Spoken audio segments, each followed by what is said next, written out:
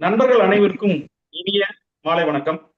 தகடூர் புத்தக பேரவைக்காக தர்மபுரியிலிருந்து தங்கமணி. வழக்கம் போல இன்று ஒரு மிகச்சிறந்த நூலோடு நாம் இணைகிறோம். குற்றமும் அநீதியும் என்ற காவல்துறை அதிகாரி அனுப் ஜெய்ஸ்வால் அவர்களுடைய பணியில் சந்தித்த சோதனைகளை சுதர்சன் அவர்கள் எழுத்தாக்கி நூலாக வந்திருக்கக்கூடிய மிக அற்புதமான ஒரு நூல். இந்த நூலை அறிமுகப்படுத்த கவிஞர் ஆதி முதல்வன் அவர்கள் வந்திருக்கிறார்கள். நூலின் கதாநாயகன் அனுப் ஜெய்ஸ்வால் IPS அவர்கள் ஓய்வு வந்திருக்கிறார்கள்.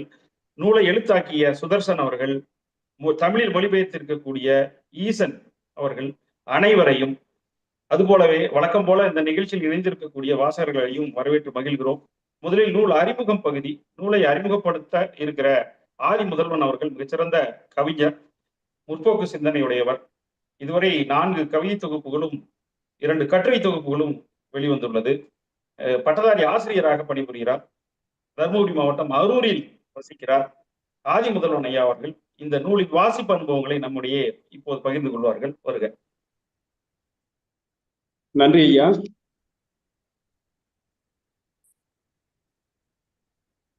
தகடூர் புத்தக பேரவையினுடைய தலைவர் தோழர் சிசுபாலன் அவர்களுக்கும், செயலாளர் மரியாதைக்குரிய மேனாள் பாராளுமன்ற உறுப்பினர்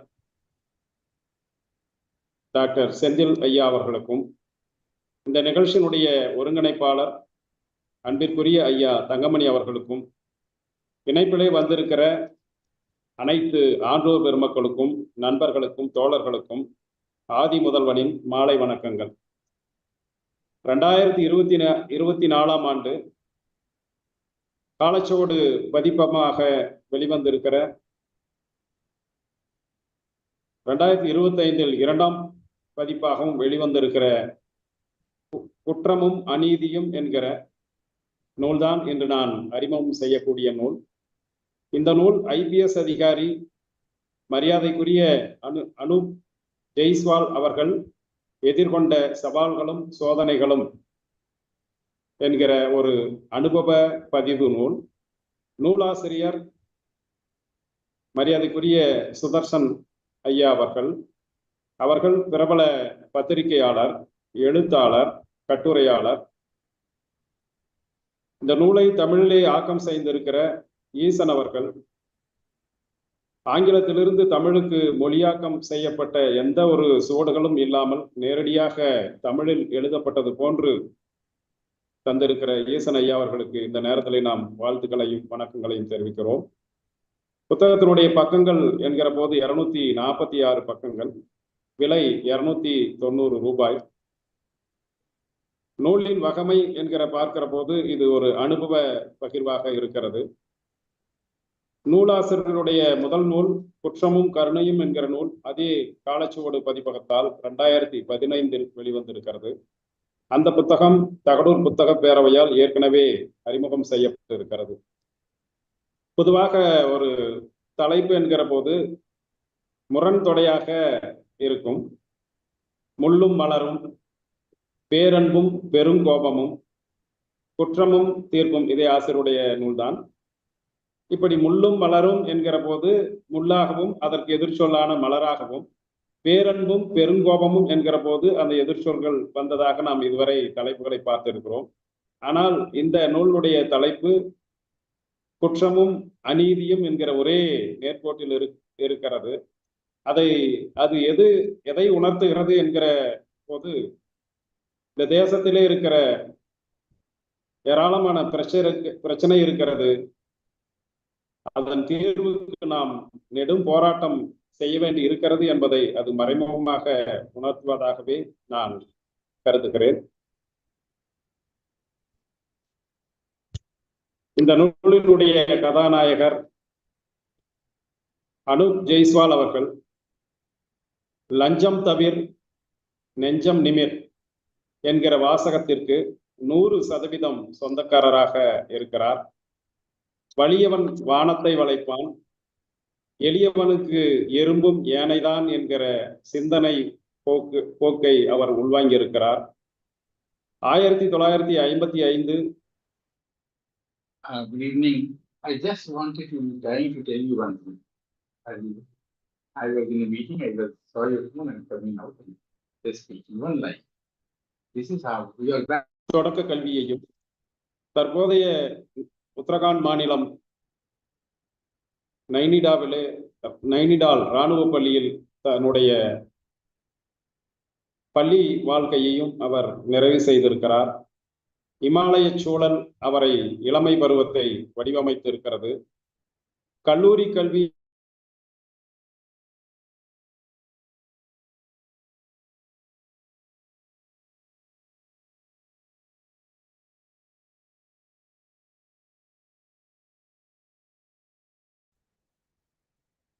அறிவியல் மாணவராக இருந்தாலும் தத்துவம், வரலாறு, ஆங்கில இலக்கியத்தில் அதிக நாட்டம் அவருக்கு இருந்தது. அந்த பாடங்கள் தான் அவருடைய சிந்தனை போக்கையும் செயல்முறைகளையும் வளப்படுத்தி இருக்கின்றன, வடிவமைத்து இருக்கின்றன. 1980 IPS தேர்வில் தேர்ச்சி பெற்றிருக்கிறார். பயிற்சி காலத்திலேயே பல சோதனைகளை அவர் கண்டிருக்கிறார். சட்ட போராட்டங்களின் மூலமாக அவற்றை வென்றும் இருக்கிறார். 35 ஆண்டு காலம் காவல்துறை பணியில் காவல்துறை இயக்குனர் நிலையில் 2015 ஓய்வு பெற்றிருக்கிறார்.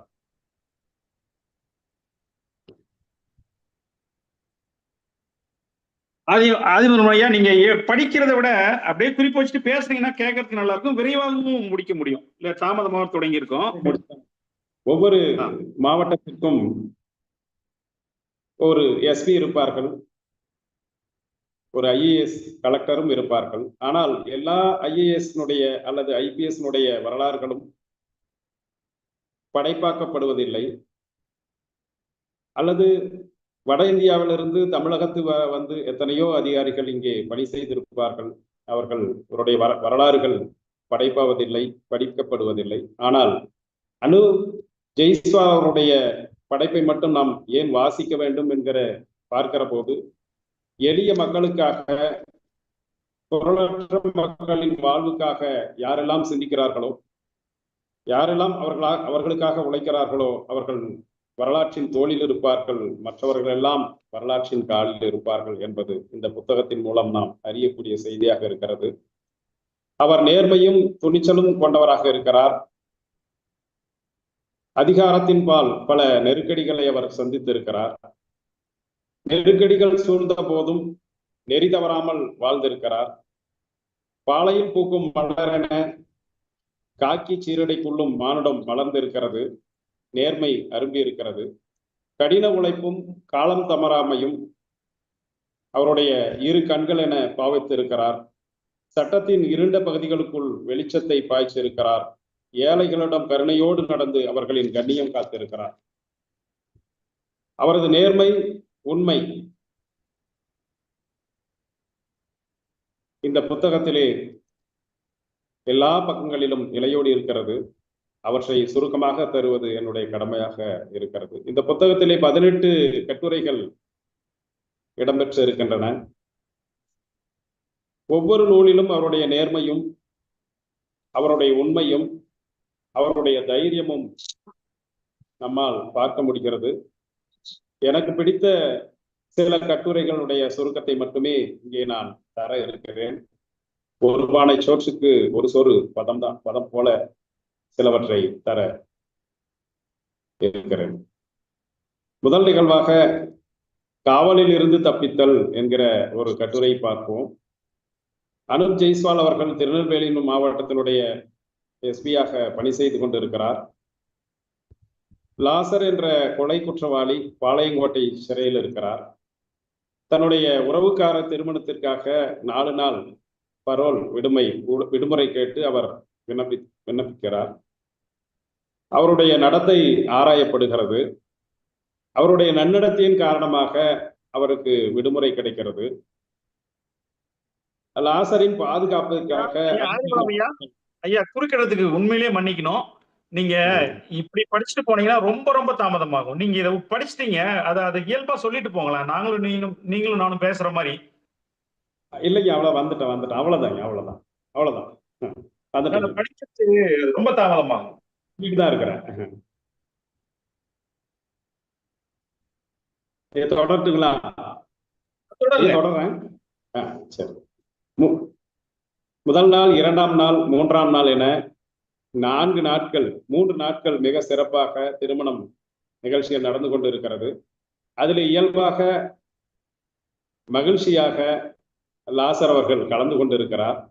5 காவலர்களும் அங்கே வீட்டிலே இருக்கிறார்கள். ஆனால் 5ஆம் நாள் அவர் சிறையில் கொண்டு சேர்க்கப்பட வேண்டும். 4ஆம் நாள் இரவு அவர் காணாமல் போய்விடுகிறார். அது ஒரு பெரிய வீடு, 4 பக்கமும் அந்த வீட்டுக்கு வாசல் இருந்திருக்கிறது. எந்த வாசலில் சென்றால் என்று யாருக்கும் தெரியவில்லை. இந்த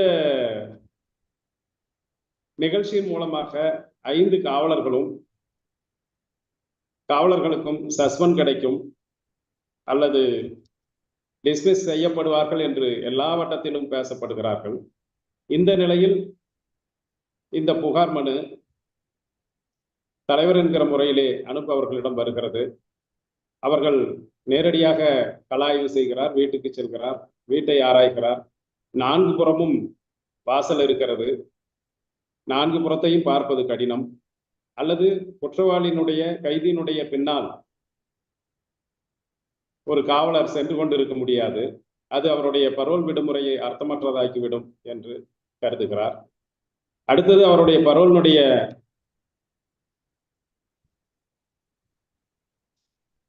ஆணை நகலை பெற்று அதை கூர்ந்து ஆராய்கிறார். அந்த ஆணை நகலில் மிக தெளிவாக குறிப்பிடப்பட்டு இருக்கிறது, ஒரு கைதி ஒரு ஊருக்கு செல்லுகிற போது அங்கே ஏதாவது அசம்பாவிதம் நடந்துவிடக் கூடாது என்பதற்காகத்தான் அங்கே பாதுகாப்பு செய்யப்பட்டிருக்கிறது ஒழிய கைதி தப்பிவிடுவாரால் அது கைதியை கூட செல்வது அவருடைய பணி அல்ல என்பதைத்தான் அந்த பரோலிலே குறிப்பிடப்பட்டு இருக்கிறது. அதே போல் 5ஆம் நாள் தானாகவே அவர் சிறைக்கு வந்துவிட வேண்டும் என்றுதான் இருக்கிறதே ஒழிய காவலர்கள் ஆஜர்படுத்தப்பட வேண்டியதில்லை என்கிற கருத்தும் அந்த பரோல் ஆணையில் இருக்கிறது என்பதை கூர்ந்து கவனித்த நமது அனுப்பவர்கள் தன்னுடைய மேலதிகாரிகளுக்கு இவ்வாறு பரிந்துரை செய்து எழுதுகிறார். 5 காவலர்களும் மிக சிறப்பாக அங்கே காவல் இருந்திருக்கிறார்கள். எனவே எந்த ஒரு குற்றமும் அவர்களின் மேல் இல்லை. எனவே அவர்கள் 5 பேரும் விடுதலை செய்யப்பட வேண்டும் என்று எழுதி 5 பேருடைய குடும்பத்தாருடைய மனதிலும் ஒரு பாலை வார்க்கிறார். அடுத்ததாக கையூட்டு என்கிற ஒரு கட்டுரை பார்ப்போம். அதிலே ஒரு ரேஞ்சர் அவர்கள் சட்டவிரோதமாக மரம் கடத்தலில் ஈடுபட்ட ஒரு கும்பலுக்கு 12,000 ரூபாய் அபராதம் விதிக்கிறார். 6,000 ரூபாயை அங்கேயே கட்டிவிடுகிறார்கள். மீதி 6,000 ரூபாய் வீட்டிற்கு சென்று வருவதாக அவர்கள் சொல்லி செல்கிறார்கள். ஆனால் இந்த அதிகாரி எப்படியாவது இந்த ரேஞ்சரை மாற்றிவிட வேண்டும், இவர் இங்கே இருந்தால் நமக்கு தொந்தரவாக தான் நீடிப்பா என்கிற காரணத்தால்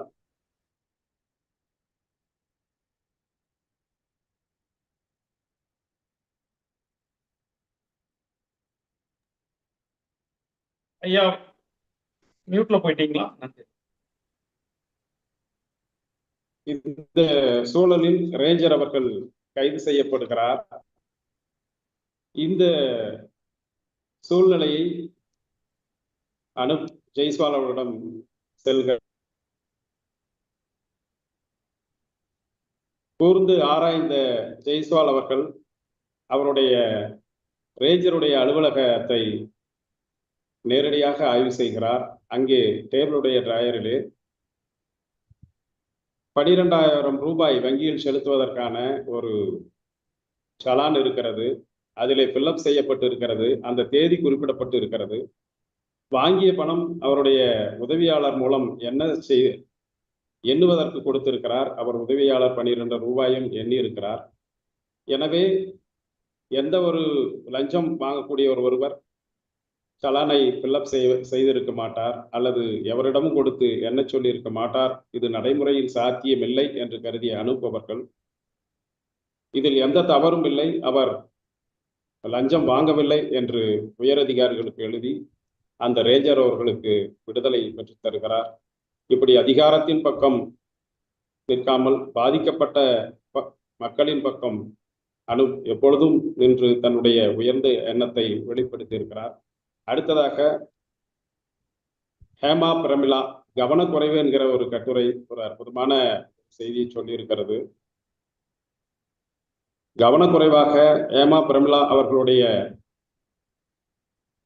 மதிப்பீட்டு அறிக்கையிலே கையெழுத்திட்டு விடுகிறார் அனுப் அவர்கள். ஹேமா பிரமிளா அவர்கள் பார்த்தீங்கன்னா சின்ன குழந்தையிலிருந்தே அவர் எஸ்பி ஆக வேண்டும் என்றுதான் அவர் தந்தை விரும்புகிறார். சிறிய வயதிலேயே அவருக்கு காக்கி உடை அணிவித்து அழகு பார்க்கிறார். அவர் ஒரு உயர்ந்த அதிகாரியாக IPS அதிகாரியாக வர வேண்டும் என்பது அவருடைய எண்ணமாக தந்தையுடைய கனவாக இருக்கிறது. என்றாலும் கூட UPSC தேர்விலே அவரால் வெற்றி பெற முடிவதில்லை. TNPSC தேர்வின் மூலம் அவர் DSP ஆகிறார். ஆனால் 10-15 வருடங்கள் பணிக்காலத்தில் அந்த பதவி உயர்வின் மூலம் SP ஆகிவிட முடியும் என்று ஹேமா பிரமிளாவினுடைய கனவாக இருக்கிறது. அனுப் ஜெய்ஸ்வால் அவர்கள் ஒரு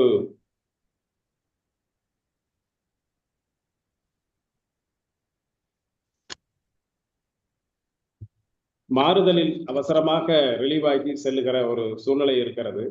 அவசரமாக கோப்புகள் அவருடைய மேசைக்கு வருகிறது.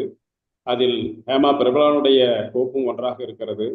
அதிலே கவனிக்காமல் அவர் கையெழுத்திட்டு விடுகிறார்.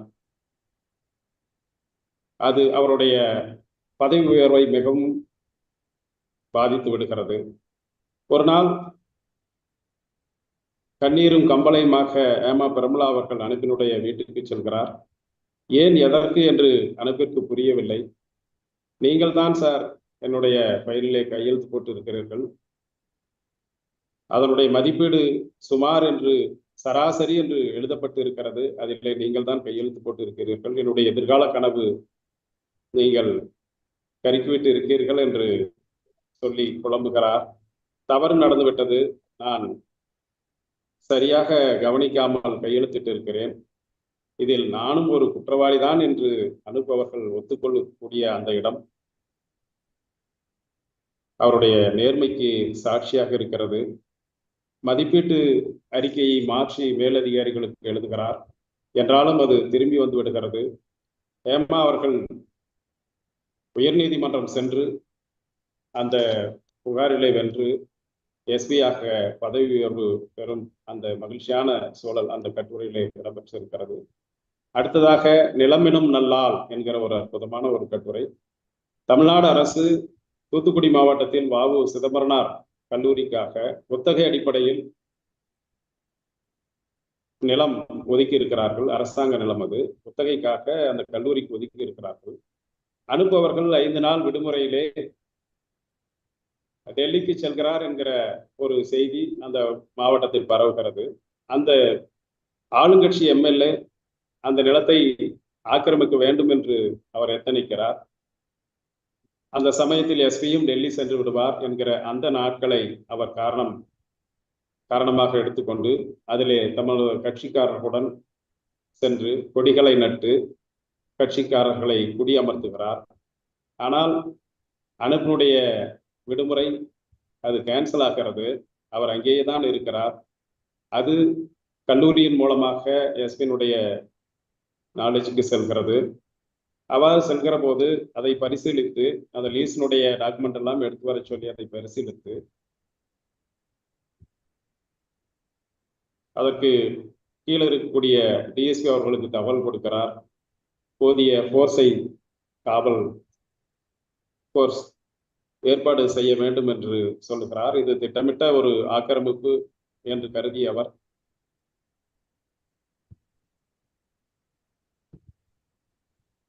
அங்கிருந்து ஆக்கிரமிப்பாளர்களை அகற்றுகிறார். கட்சி கொடிகள் அகற்றப்படுகிறது. முடிவாக பார்க்கிற போது அந்த MLA SP-யிடம் வந்து வருத்தம் தெரிவிக்கிறார். நீங்கள் விடுமுறையில் டெல்லிக்கு சென்று விடுவீர்கள் என்று நான் நினைத்தேன் என்று கூறுகிறார்.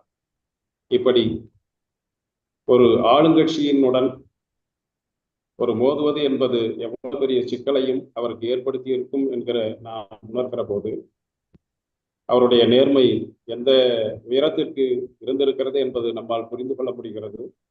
இன்னொரு அதே போல் ஆளுங்கட்சியோடு மோதக்கூடிய இன்னொரு தருணமும் இருக்கிறது. அந்த கட்டுரை தான் இடைத்தேர்தல் என்கிற கட்டுரை. அவர் எஸ்பியாக இருக்கக்கூடிய அந்த மாவட்டத்தில் ஒரு தொகுதியில் இடைத்தேர்தல் நடக்கிறது. அந்த கட்டுரை வாசிக்கிற போது இந்திய தேர்தலுடைய நடைமுறைகள், திரைமறைவு வேலைகள்,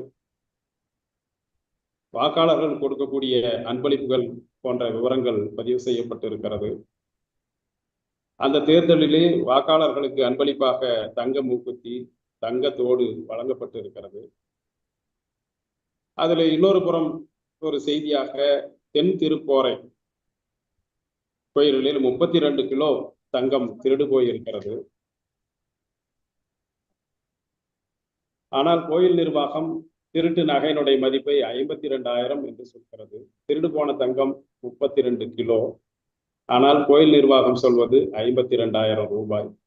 இதுதான் முழு பூசணிக்காயை சோற்றில் மறைக்கக்கூடிய வேலையாக இருக்கிறது.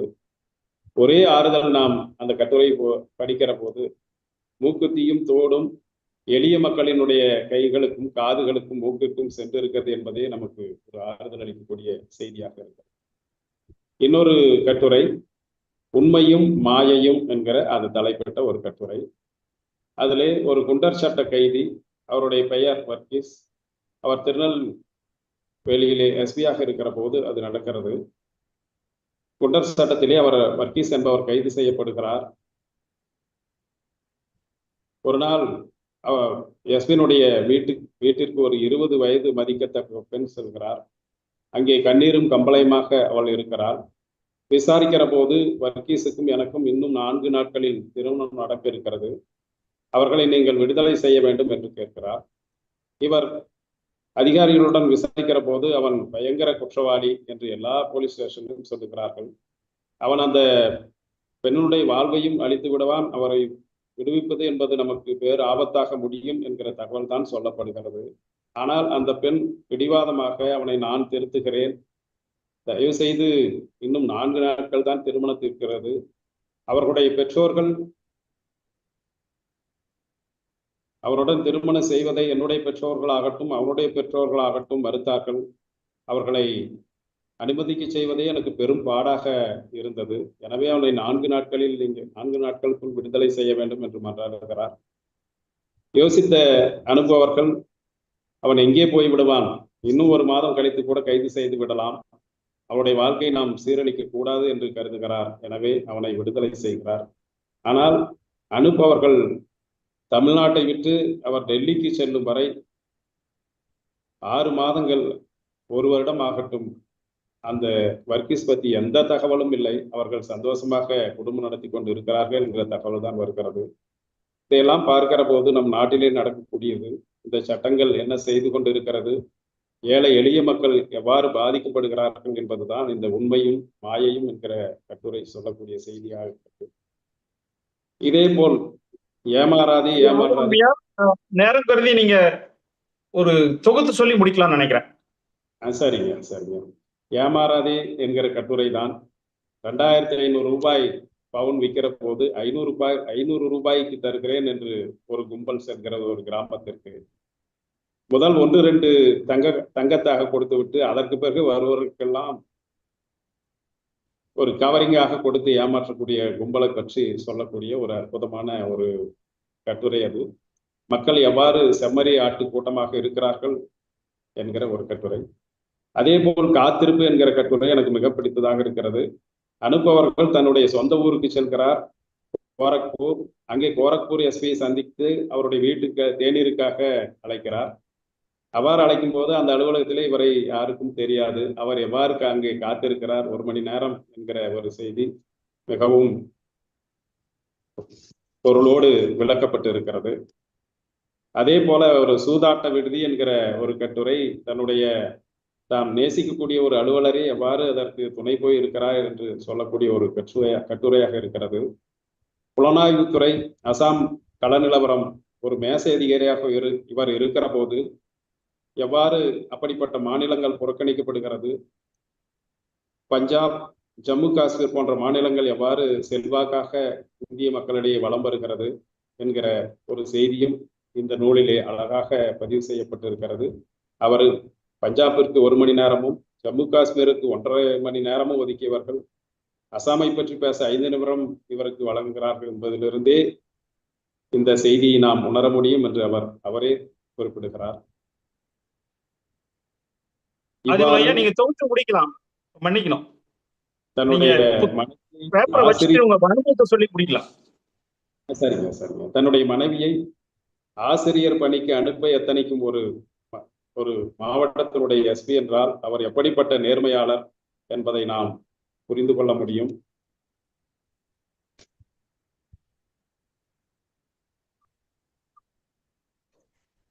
நிர்வாக சீருடை அணிந்து திரைப்படங்களில் சாகசம் புரியும் ரீல் ஹீரோக்கள் மத்தியில், மக்கள் மத்தியில் களத்தில் நின்று எளியவர்களுக்காக களமாடிய போராளிதான், ரியல் ஹீரோ தான் நமது அனுப் ஜெய்ஸ்வால் அவர்கள். நீரின் ஓட்டத்தில் வளைந்து கொடுக்கும் நாணல் போலல்லாமல் நீரின் ஓட்டத்தில் எதிர்நீச்சல் அடிக்கும் மீனை போன்று அவர் களமாடி இருக்கிறார். சுயநலமைகள் நிறைந்த அந்த தேசத்தில் சட்டத்தை நடைமுறைப்படுத்தவும் பொருளற்ற மனிதனின் உரிமைக்கும் அவர் குரல் கொடுத்திருக்கிறார். அவருடைய அனுபவ பகிர்வு நூலை வாசிக்கிற போது நாமும் நேர்மையின் பக்கம் நிற்கிறோம். வாழ்த்துக்கள் அனுப் ஜெய்ஸ்வால் சார். வாய்ப்புக்கு நன்றி, வணக்கம். நன்றி ஐயா, மிக சிறப்பு.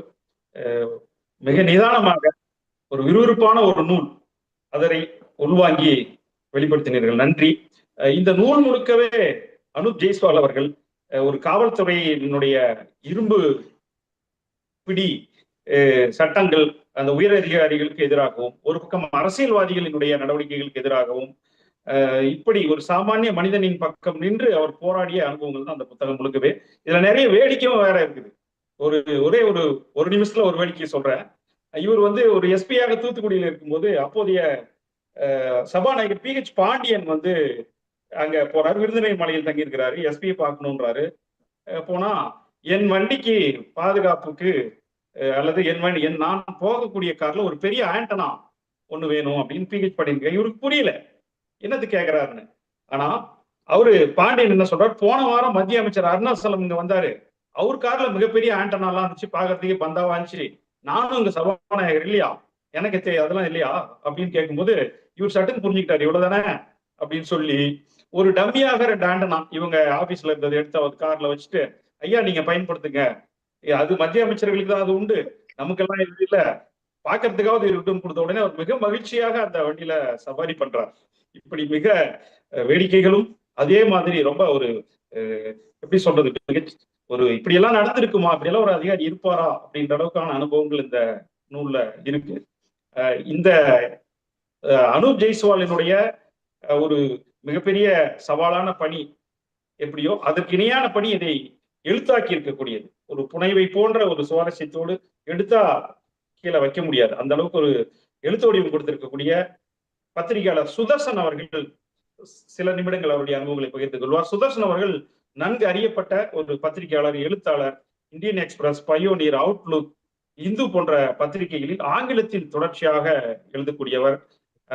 இந்திய வெளியுறவு கொள்கை, உணவு பாதுகாப்பு, உளவு பாதுகாப்பு, காஷ்மீர் பிரச்சனை குறித்து இவர் தொடர்ச்சியாக எழுதி வருகிறார். ஆங்கிலத்தில் 10க்கும் மேற்பட்ட நூல்கள் வெளிவந்திருக்கின்றன. அனுப் ஜெய்ஸ்வாலினுடைய ஏற்கனவே குற்றமும் கருணையும் குற்றமும் தீர்ப்பும் என்ற நூலையும் ஆங்கிலத்தில் இவர் எழுதியிருக்கிறார். மதிப்பிற்குரிய சுதர்சன் அவர்கள் மும்பையிலிருந்து இந்த நிகழ்ச்சியில் இணைந்திருக்கிறார். அவர்களை அன்போடு அழைக்கிறேன்.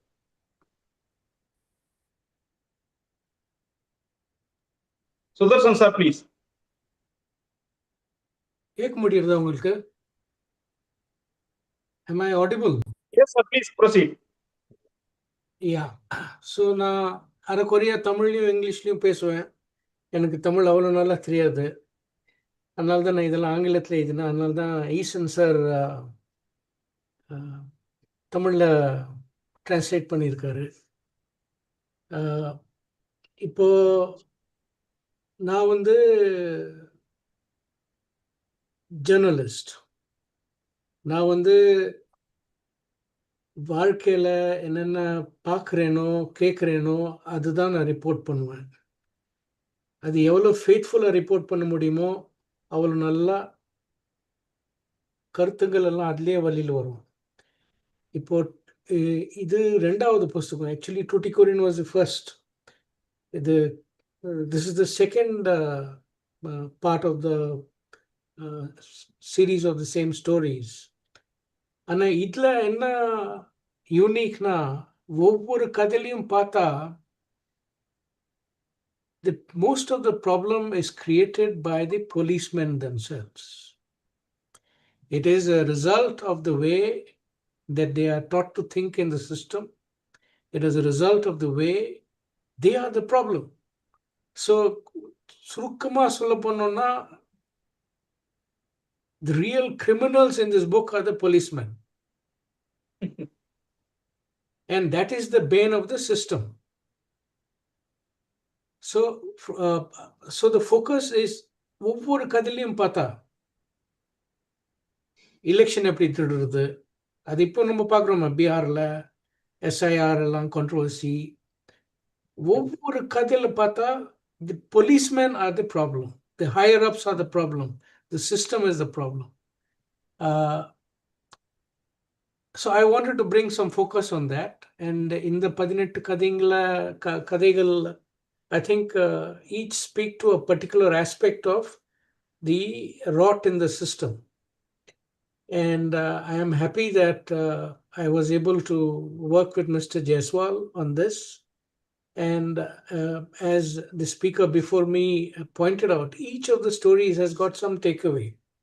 Each of the stories has got some meaning, some appeal. And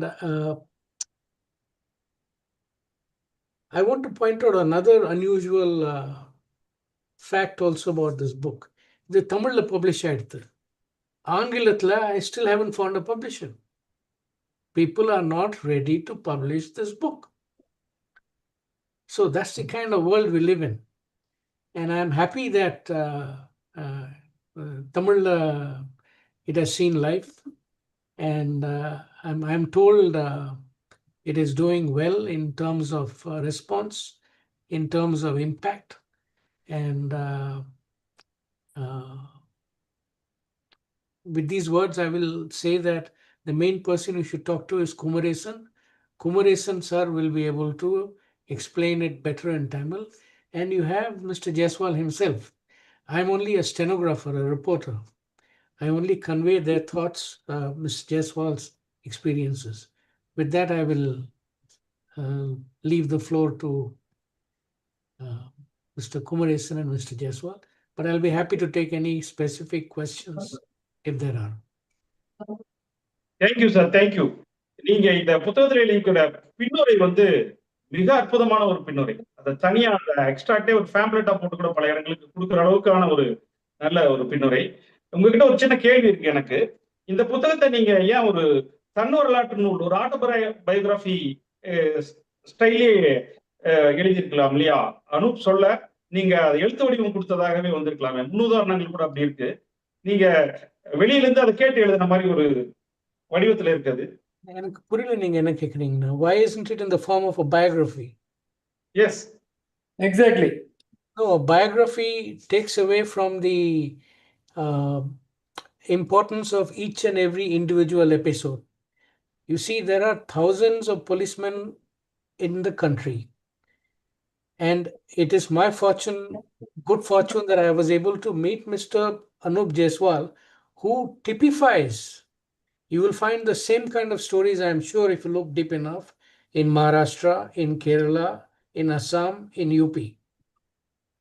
So as individual stories, you know, the story of how police take over lands and other people's houses is not restricted to Mr. Jaiswal's experience. It is all over the place.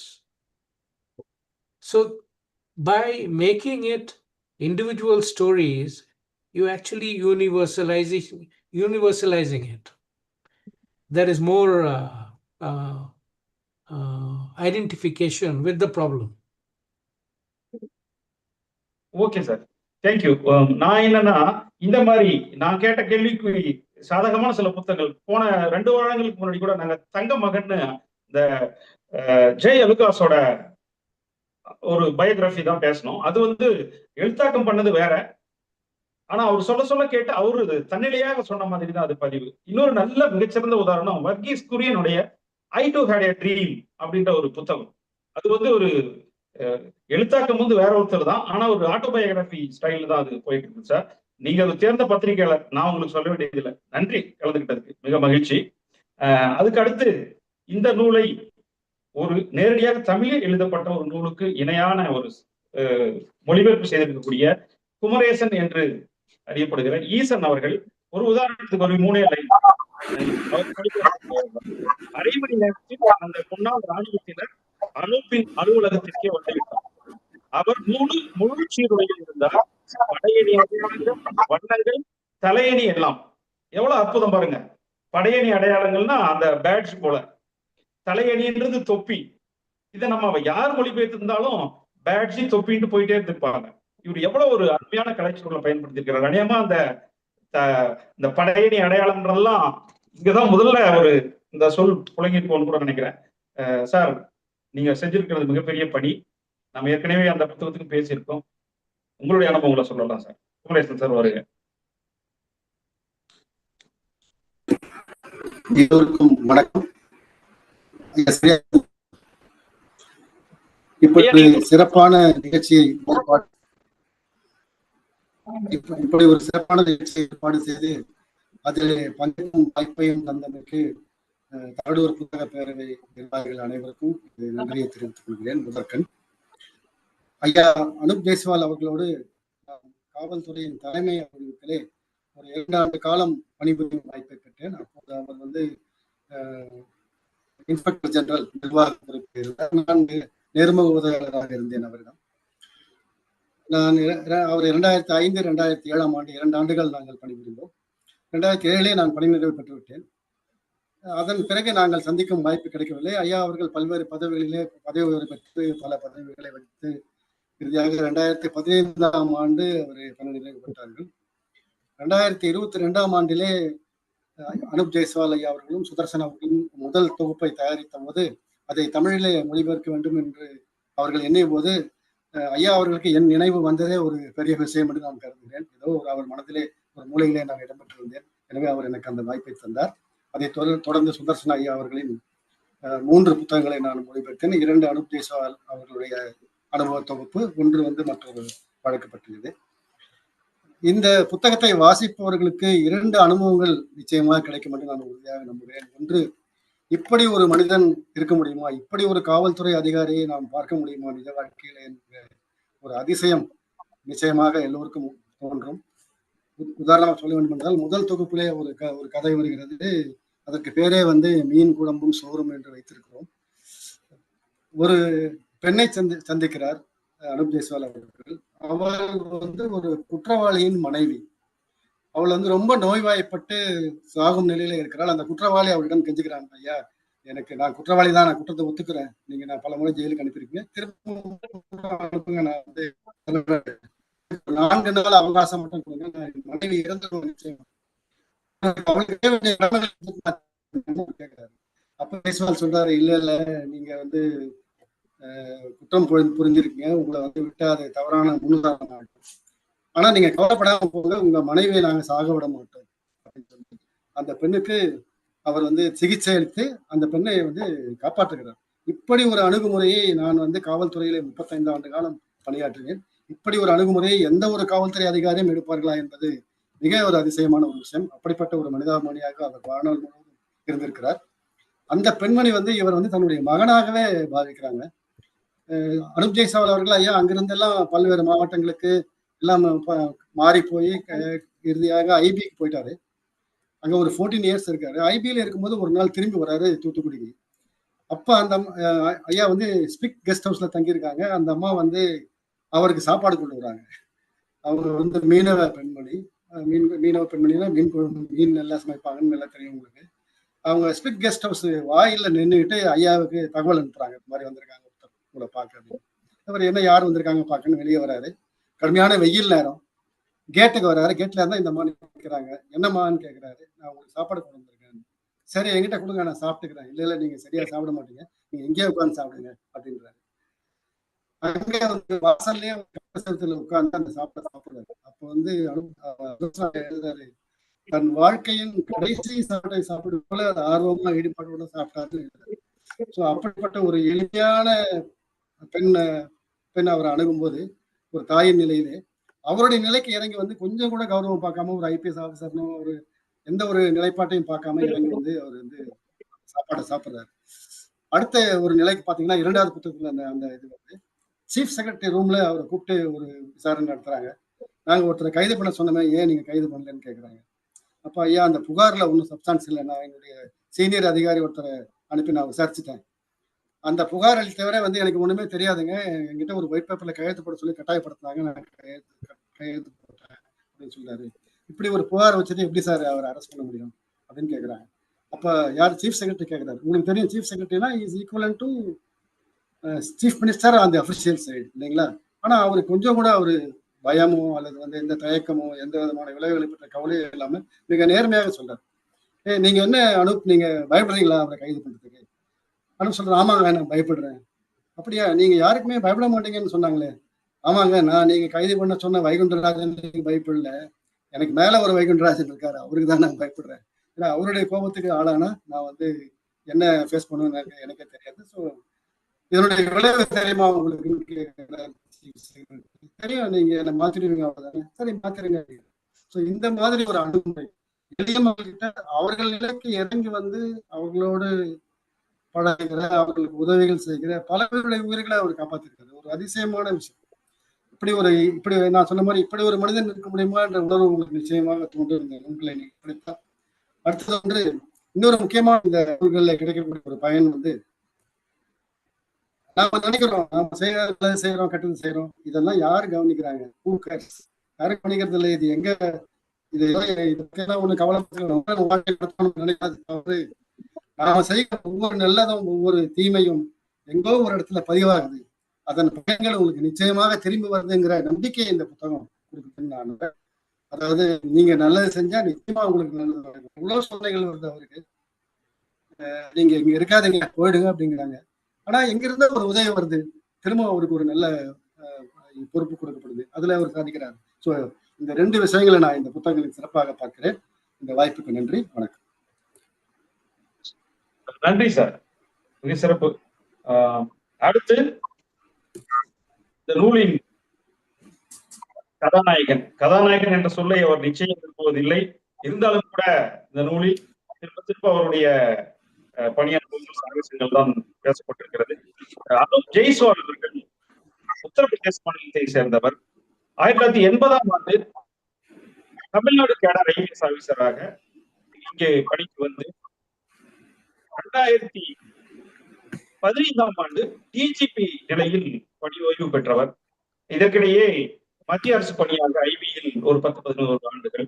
இப்படி அவருடைய பணிக்காலம் முழுவதும் மிகச்சிறந்த ஒரு மனிதாபிமானியாக, சட்டத்தின் இருப்புப்பிடியை எப்போதும் கையில் வைத்திருக்காமல் ஒரு ஈர மனதுடையவராக இருந்திருக்கிறார். இப்போது நம்மிடையே இருக்கிறார். அவர் இந்த நூலில் இருந்தும் இந்த நூலுக்கு அப்பாலும் அவருடைய அனுபவங்களை நம்மிடையே பகிர்ந்து கொள்ள அன்போடு அழைக்கிறோம்.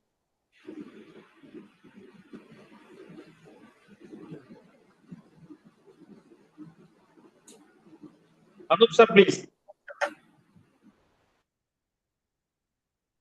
Good evening, everyone. I heard, luckily I don't understand Tamil much, hence, but I could make out that the focus on the issues, there is more focus on the person. What Sudarshan sir told was correct. It's not a question of what I did or what I didn't do. The focus is on issues. All the stories are 40-year-old. In the department, in the kade. Some people, sometimes nalla irke, parvaile, நீங்க lucky இருப்பாரு, இந்த மாதிரி பண்ணிட்டு தப்பிச்சிட்டாரு, அந்த மாதிரி issue. Somehow Mr. Kumar Sudarshan started seeing a different meaning into it. And when he's writing, it is not so much focusing on an individual hero. It's a question of issues. It's a teamwork. Police work is a teamwork. Lot of things happened because the team was good. And people supported me within the department because of the team. If you see most of the stories, no individual can do anything. It is always a team. Some are the face of the team, some are working behind. But unless there is a good team, nothing happens. So I'm quite happy. And Mr. Sudarshan, the way he has brought it out, I also never knew that a story can be told in this way. I was telling him the incident, long stories. He has chipped off like a sculpture certain things which are unwanted, so that the main statue comes out very well. That is the method he has adopted. And Mr. Kumaresan, hats off to him. There, some people say to me, so the Tamil version is better than the English version. So I really appreciate, because he is from Tamil Nadu and he has told the story in the spirit of what Tamil people will understand. Though it is, for me, it is a bad luck, though I can understand quite a bit of Tamil, but I am not able to fluently read or write. So that is the issue, though I'm living in Tamil Nadu for long years, yet because English, we could manage everything in Tamil Nadu. So there was never a pressure, and it was too late also, because I came back to Tamil Nadu much late. I was in IB for a long time, 14 years. So whatever little Tamil I understood, I forgot about it. So that is part of it. And if you ask me today, how I look at those stories, these stories are not about any bravery or heroism. There's nothing like that. It is a simple reaction of a person who wanted to adhere to law and the Constitution of India. That's all. And why this courage came, I'll tell the background, which the readers of this book do not know. When I joined IPS in 1980, within 1 year, I was dismissed from the service. I was dismissed from the service on grounds of mental unsuitability. He is not a fit person to be an IPS officer. But God was with me. I was able to get a judgment from the Supreme Court of India within 12 weeks. Avalu fast judgment, nobody ever heard of. And that gave me a faith and belief of becoming fearless, and also trusting that I got justice in life. I should not deny justice to others. When I went to the Supreme Court, I was a very ordinary, very small person. Yet the Supreme Court heard me. So that lesson was a big lesson. There's nothing like small person or a big person. If you can take care of the penny, the pound will be okay. Justice to the last person is the motto with which you live. Because I got justice. That has always remained in my mind. And the Supreme Court told me while giving the judgment that this is a lease given by the law to you.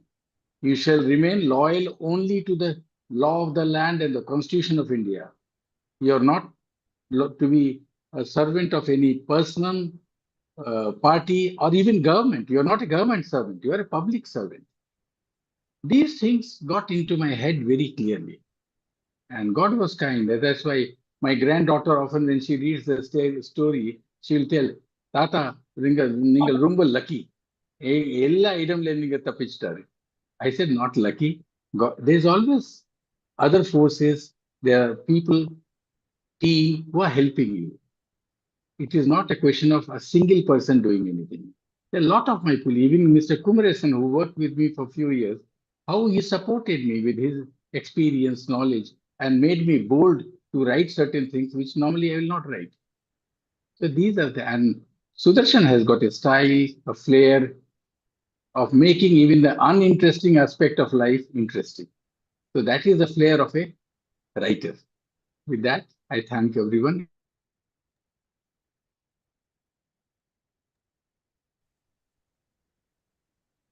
நன்றிங்க sir. இதுவரைக்கும் இந்த நிகழ்ச்சியிலையும் பதிவாகாத ஒண்ணு வந்து, இந்த புத்தகத்துல வந்து நீங்கள் பணிக்காலத்தில் உங்களுடைய சவால்கள் மட்டுமல்ல, பணி ஓய்வு பெற்ற பிறகும் கூட நீங்க எப்படி சாமானிய மக்களுக்காக சட்ட ரீதியாகவும் தார்மீக ரீதியாகவும் பல முன்னெடுப்புகளை தொடர்ந்து செஞ்சுட்டு வரீங்கன்றது பல கட்டுரைகள் பேசுது. Sir, are you here? Hello, sir, please. Sir still ஆகி நின்னுச்சு அவரு லாஸ்டா முடிக்கும் போது.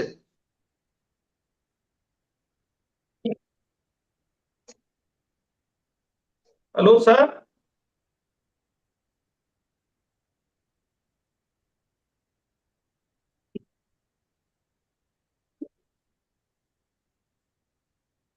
Sir, unmute please, sir. Anup, sir. You hear me? Now Sir. better, now better. Are you? Can you, sir? Okay. I do not know why it went away. Maybe some signal problem. Okay. ஒரு சில கேள்விகள் இருக்கு sir உங்ககிட்ட. இந்த 2 புத்தகத்தையும் படிச்சிட்ட பிறகு இந்த புத்தகத்தை படிச்ச பிறகு போலீஸ் துறை மீதே ஒரு மிகப்பெரிய எதிர்மறையான ஒரு அபிப்பிராயமும் ஒரு பயமும் கூட ஒரு வாசகனுக்கு வர்றதுக்கு வாய்ப்பு இருக்கு. எனக்கே அப்படிதான் இருக்கு. ஒரு சொந்த வீட்டை காலி பண்றதுக்கு பெரிய சட்ட போராட்டம் போலீஸ் துறையோட 30 ஆண்டு காலம் போராடி தாத்தா சொத்த பேரன் கூட மீட்க முடியாம ஒரு சவால் இருக்கு. ஒரு சாதாரண வாட்ச் திருட்டு போனதை திருடாத ஒரு பையன் மேல கேஸ போட்டு எஃப்ஐஆர் ஃபைல் பண்ற ஒரு சூழல் இருக்கு. இப்படி எல்லாம் இருக்கும்போது நீங்க அத போலீஸ் மேல ஒரு எதிர்மறையான அபிப்பிராயத்தை உருவாக்குதோ அந்த புத்தகம்ன்ற மாதிரி ஒரு ஃபீல் இருக்கு. எப்படி நினைக்கிறீங்க sir? What is that? Can you repeat slightly in English? What in the that man took 30 years to get back the house, and or a false case போட்டாங்க, that watch theft.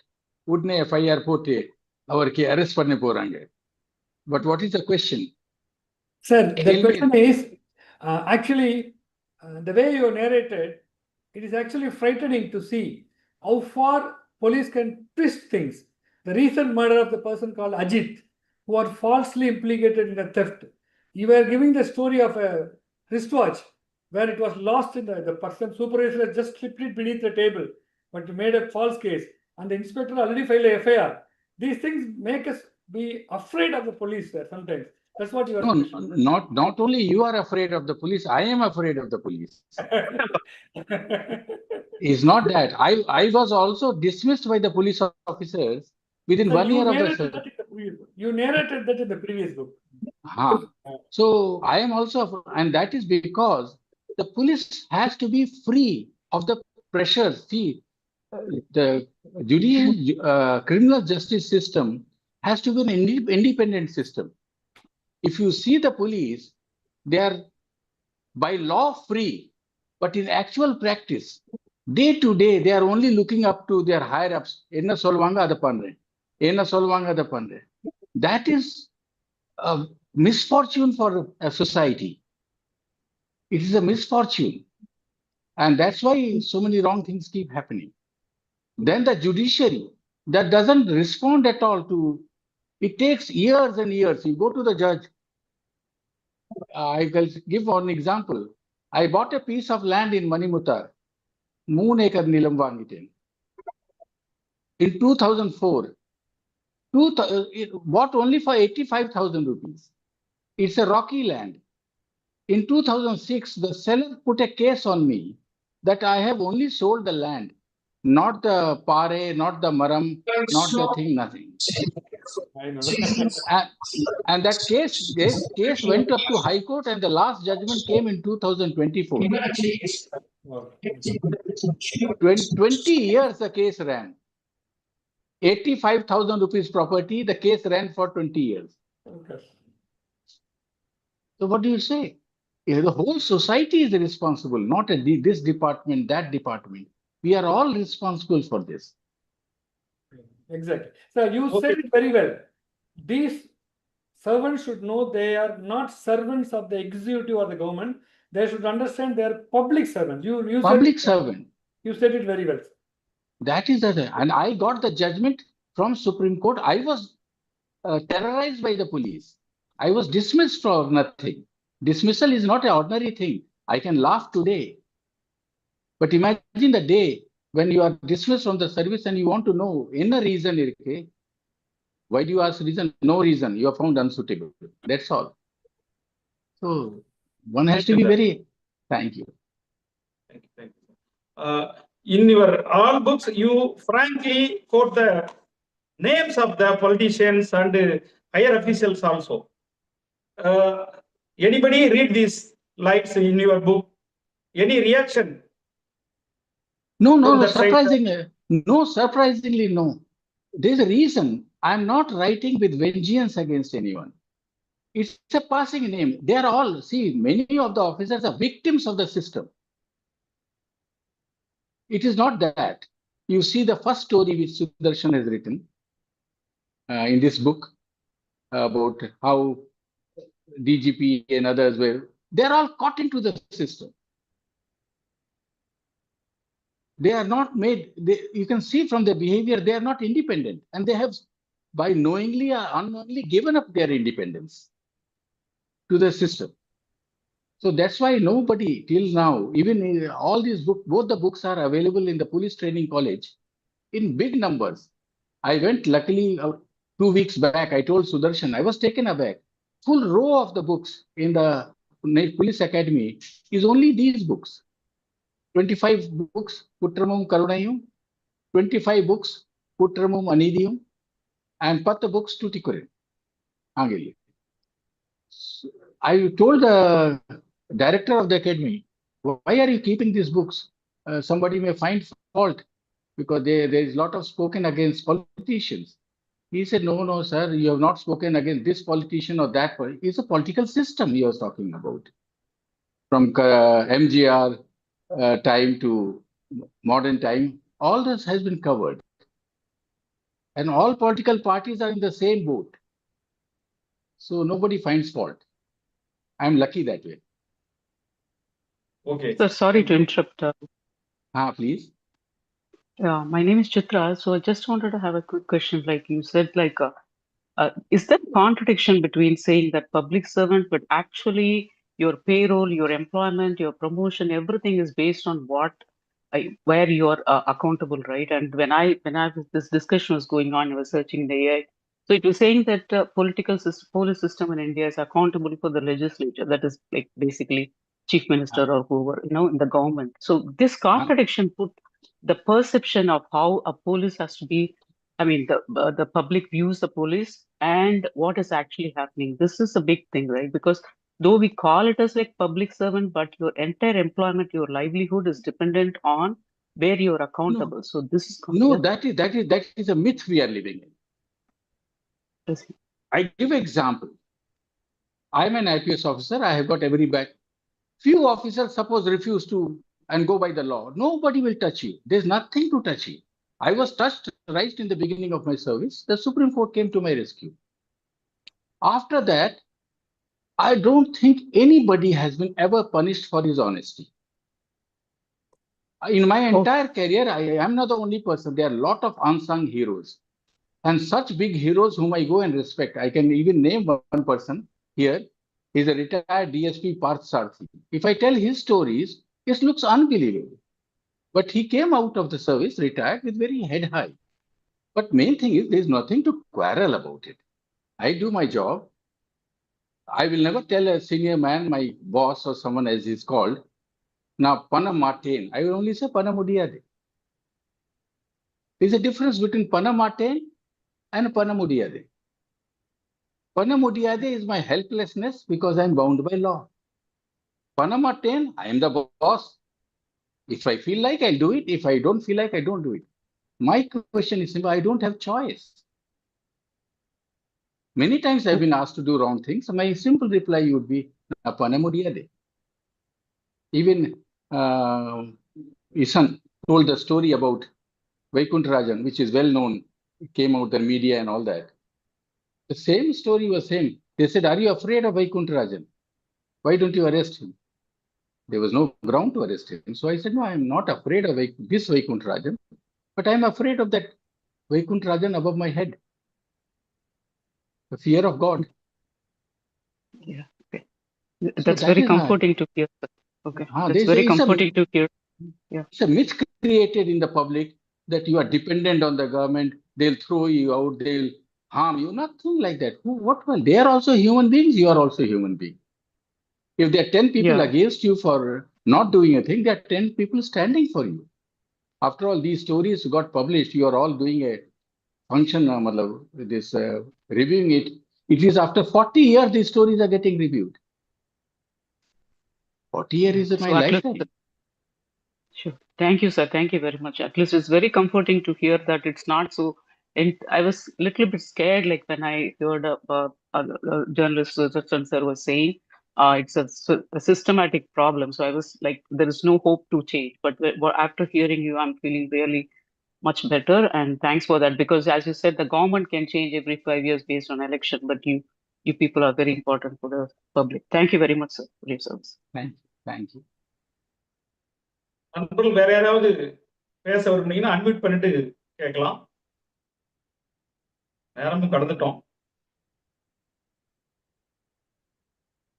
சார், நீங்க after retirement உங்களுடைய life அல்லது any social service or activities ஏதாவது இருக்கா? அதை பத்தி சுருக்கமா சொல்லுங்க. My actual life became very beautiful after retirement. I took up a new profession, which was my real passion. I make toys. And I carry them in a suitcase. I send you the video, Tangamani, on that. Yes. I travel from, I've covered nearly 200 schools in Tamil Nadu, in Rajasthan, in Gujarat, in Delhi, Chandigarh, wherever they invite me. I teach. My son is a professor of physics in IIT Madras. And I even take classes of physics with the IIT professors, because that was my original passion. I always wanted to be a teacher, a scientist.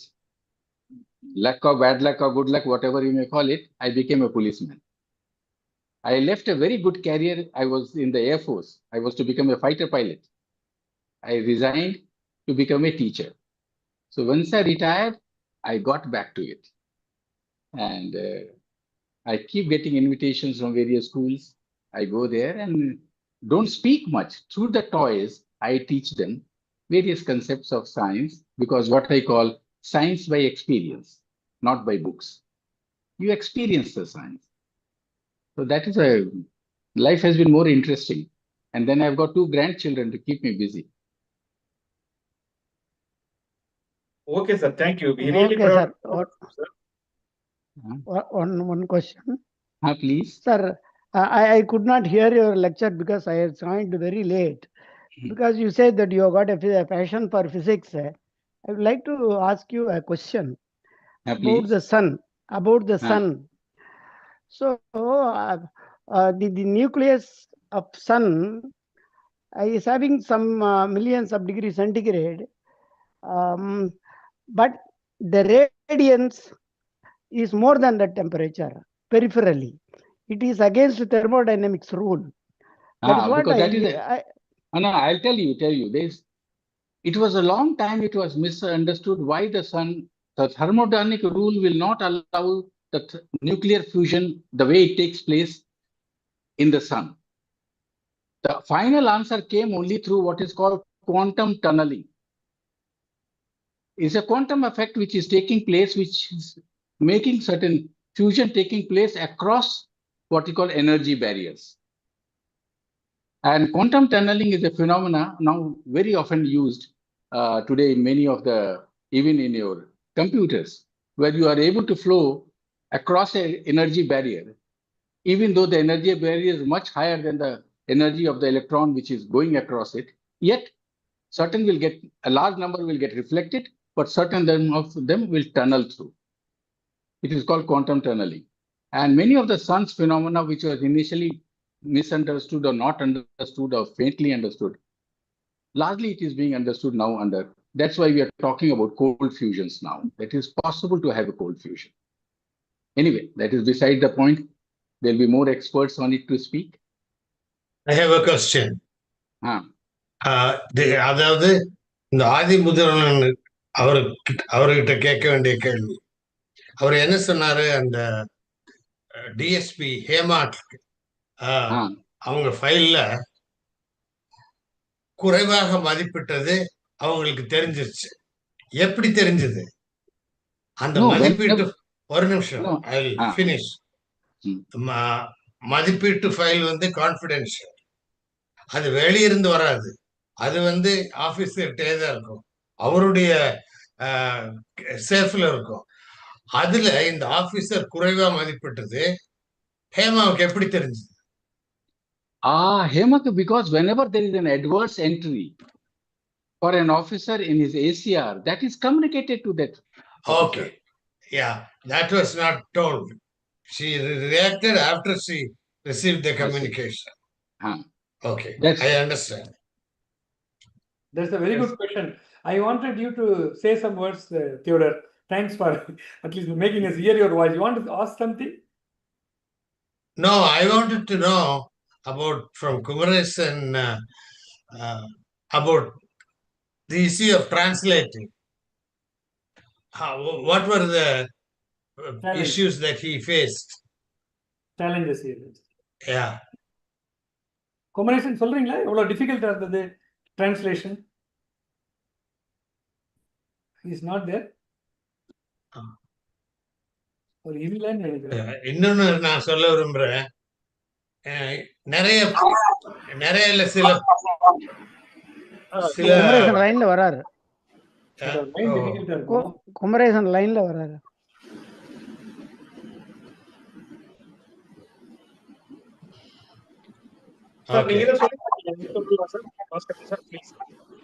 His line is not comfortable. Even earlier, it was not good. இன்னொன்னு நான் சொல்ல விரும்புவது, பல காவல்துறை அதிகாரிகள் தங்களுடைய சுயசரிதை எழுதியிருக்காங்க. அதுல எனக்கு முக்கியமா மனதுக்கு வர்றது ஸ்ட்ரேசின்னு ஒரு IPS அதிகாரி இருந்தார். அவர் இப்ப ஆஸ்திரேலியா போயிட்டார். அவர் தன்னுடைய லைஃப ஒரு புத்தகமா எழுதினாரு. த ஆட் மேன் அவுட் அப்படிதான் அந்த புத்தகத்தினுடைய தலைப்பு.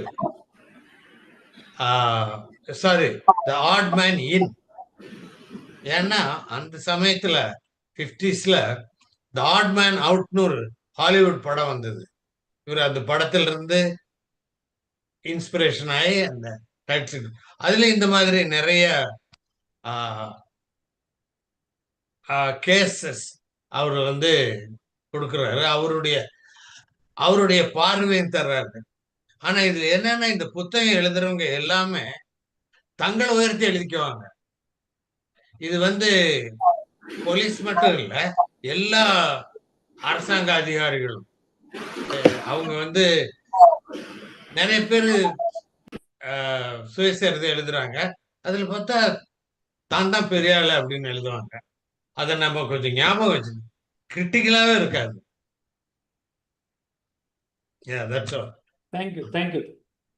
நன்றிங்க சார். நீங்க கருத்து உண்மையிலே வரவேற்கத்தக்கது. ஆனா இந்த புத்தகம் வந்து முற்றிலும் அதுக்கு மாறுபட்டது. நான் இந்த புத்தகத்தை படிக்கல, சாரி, இத பத்தி இல்ல. பட் பொதுவா அரசு துறை ஆளுங்கள் எழுதுற புத்தகங்கள்ல வந்து பிரச்சனைகள் இருக்கு. நான் வந்து சில புத்தகங்களை தான் ரொம்ப நல்லா இருக்கு. லைக் எஸ்கே செட்டூர் எழுதினாரு ஸ்டீல் ஃப்ரேம் அண்ட் ஐ அப்படின்னு.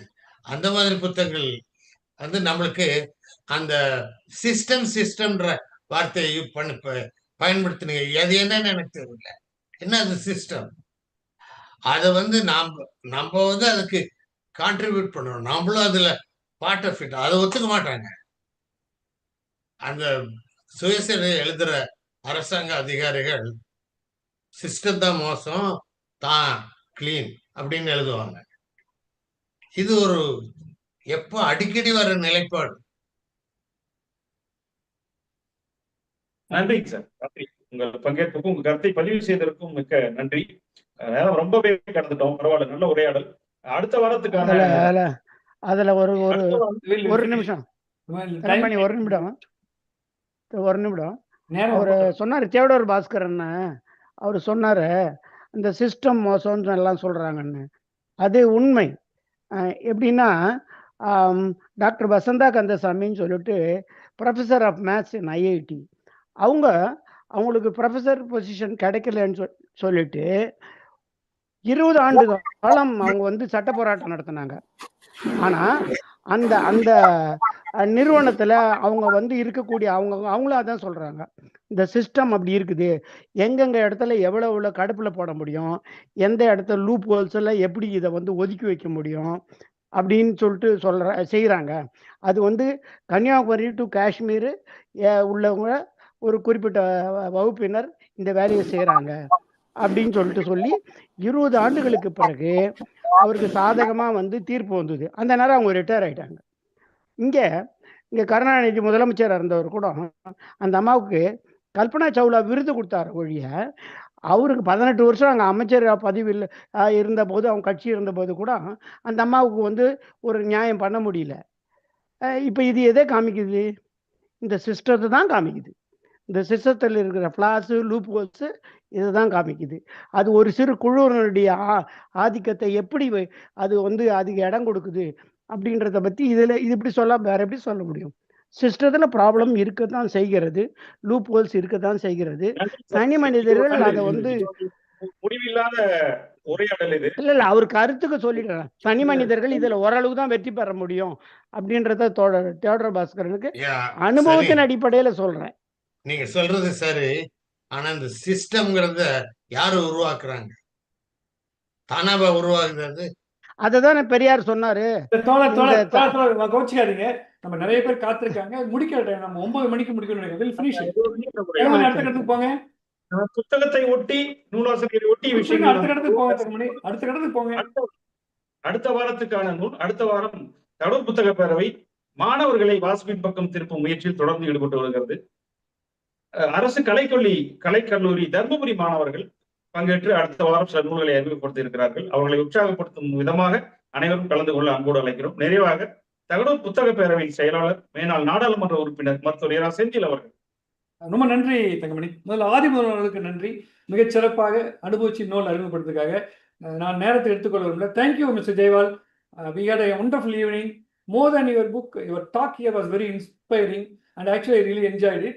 And actually at my age, sometimes we think what we have done in life was correct or not. And you have given me a lot of confidence today evening. The book is written very well. It has come out very well. That Hema Pramila, the climax, that she died of cancer, he has written in such a way you feel like you have read a storybook. Similarly, that wristwatch thing, it's a small story. So it was a readable book, excellent book. Everyone should read it, must read it. Thank you, Jason. Thank you, everyone. Thank you very much. நிகழ்ச்சி நிறைவு பெறுகிறது. அடுத்த வாரம் சந்திப்போம். Sir, you want to say something? Sir, you were saying something? Nothing. I'm just thanking everyone. Thank you. Thank you, sir. Thank you, sir. Thank you.